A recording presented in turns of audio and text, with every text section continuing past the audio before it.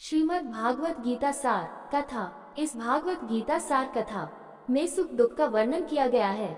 इस भागवत गीता में मानव के लिए हर अच्छे और बुरे कर्मों का वर्णन दिया गया है। दोस्तों, आप सभी चैनल को सब्सक्राइब लाइक करते हैं, जिसमें आप लोगों को कुछ नहीं मिलता, पर इस चैनल पर जीने की राह और ज्ञान भरी बातें मिलती है। तो आपसे निवेदन है कि हमारे चैनल को आप सब सपोर्ट करें और हौसला दें कि हम आप लोगों के लिए अच्छा ज्ञान, अच्छी बातें और अच्छे राह पर चलने के लिए अच्छा ज्ञान आप सबके लिए पहुंचाता रहूं। नमस्कार मित्रों, आप सबका हमारे चैनल पर स्वागत है। दोस्तों, इस चैनल पर सारे वेदों का ज्ञान मिलेगा। भगवत गीता अध्याय 4 श्लोक 32।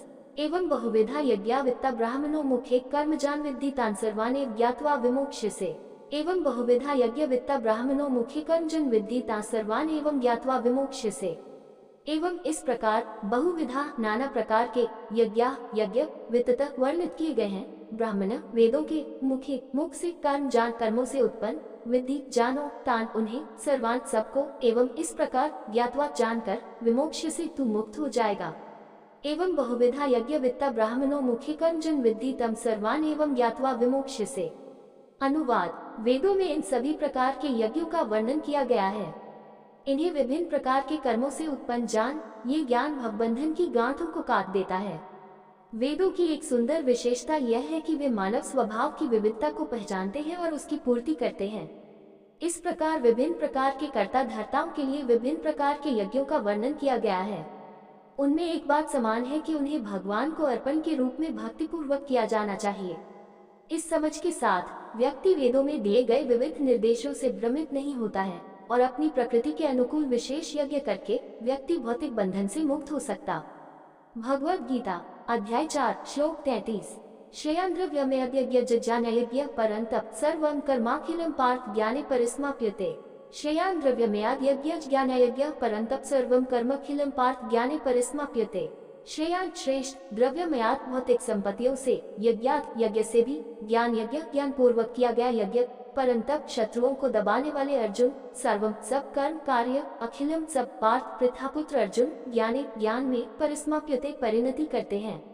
श्रेयान् द्रव्यमय यज्ञ ज्ञानयज्ञ परंतप सर्वम कर्मखिलम पार्थ ज्ञाने परिसमाप्यते। अनुवाद। हे शत्रुओं को दबाने वाले ज्ञान पूर्वक किया गया यज्ञ किसी भी यांत्रिक भौतिक यज्ञ से श्रेष्ठ है। हे पार्थ, आखिरकार सभी कर्म यज्ञ ज्ञान में परिणत होते हैं। आप श्री कृष्ण पहले वर्णित यज्ञों को उचित परिप्रेक्ष्य में रखते हैं। वे अर्जुन से कहते हैं कि भक्ति के भौतिक कार्य करना अच्छा है, लेकिन पर्याप्त नहीं है। अनुष्ठान, व्रत, मंत्रोच्चार, तीर्थ यात्राएं ये सब ठीक है, लेकिन अगर इन्हें ज्ञान के साथ नहीं किया जाता है तो ये केवल भौतिक गतिविधियां ही रह जाती हैं। ऐसी यांत्रिक गतिविधियां कुछ भी न करने से बेहतर है, लेकिन ये मन को शुद्ध करने के लिए पर्याप्त नहीं है।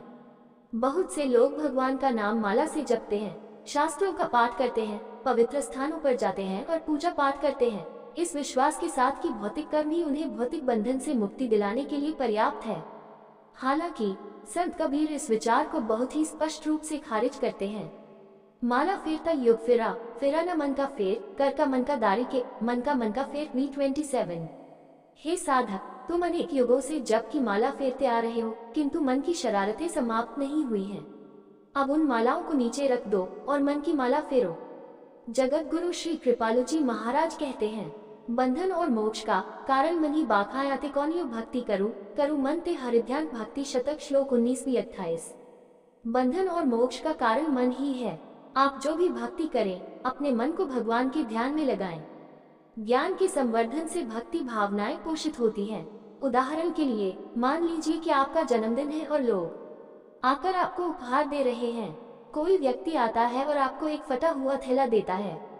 आप उसे घृणा से देखते हैं, ये सोचकर कि आपको मिले अन्य अद्भुत उपहारों की तुलना में ये तुच्छ है। वह व्यक्ति आपसे थैले के अंदर देखने का अनुरोध करता है। आप उसे खोलते हैं और उसमें $100 मूल्य के 100 नोटों की गड्डी पाते हैं। आप तुरंत थैले को अपने सीने से लगाते हैं और कहते हैं, यह मुझे मिला सबसे अच्छा उपहार है। इसकी सामग्री के ज्ञान से वस्तु के प्रति प्रेम विकसित होता है। इसी प्रकार भगवान के ज्ञान और उनके साथ हमारे संबंध का विकास भक्ति भावनाओं को पोषित करता है। इसलिए श्री कृष्ण अर्जुन को समझाते हैं कि ज्ञान में किए गए यज्ञ भौतिक वस्तुओं के बलिदान से श्रेष्ठ हैं। अब वे ज्ञान प्राप्त करने की प्रक्रिया बताते हैं। दोस्तों, आपसे निवेदन है कि हमारे चैनल को आप लोग सपोर्ट करें। ये वीडियो अच्छा लगा हो तो लाइक शेयर सब्सक्राइब जरूर करें। धन्यवाद।